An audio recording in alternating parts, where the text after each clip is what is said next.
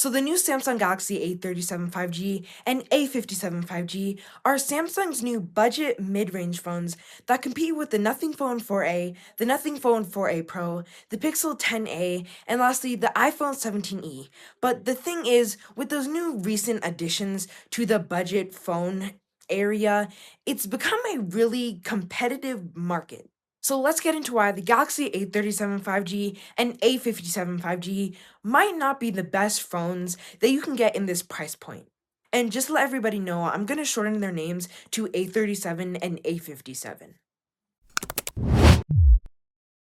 So the A37 comes with a 6.7-inch Super AMOLED 120Hz screen with 1900 nits of peak brightness, Gorilla Victus Plus glass on the front and back, a plastic frame, a Samsung Exynos 1480 processor with 6 or 8 gigabytes of RAM, 128 or 256 gigabytes of storage, a 5000 mAh battery with 45 watt super fast charging 2.0, a 50 megapixel main camera, an 8 megapixel ultra wide camera, a 5 megapixel macro camera, a 12 megapixel selfie camera, an IP68 dust and water resistance rating, eSIM, and lastly 6 years of software updates.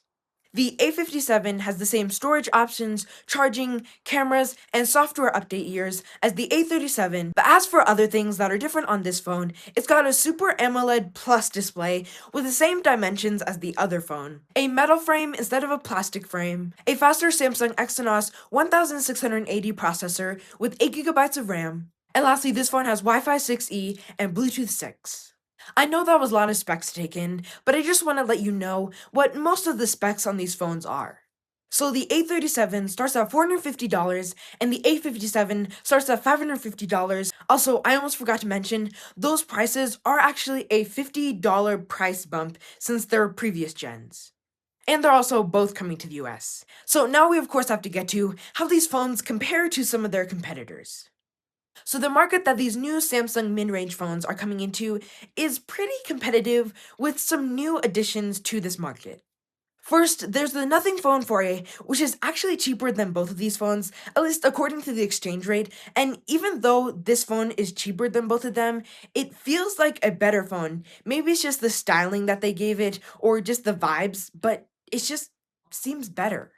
There's also the Nothing Phone 4a Pro, which is $50 more expensive than the A37 and $50 cheaper than the A57. And again, it feels like this phone is actually a better deal than both of these phones. Maybe it's again the styling and the vibes that this phone gives off, but however Nothing packaged their new budget phone this year, it really blows Samsung's mid-range phones out of the puddle.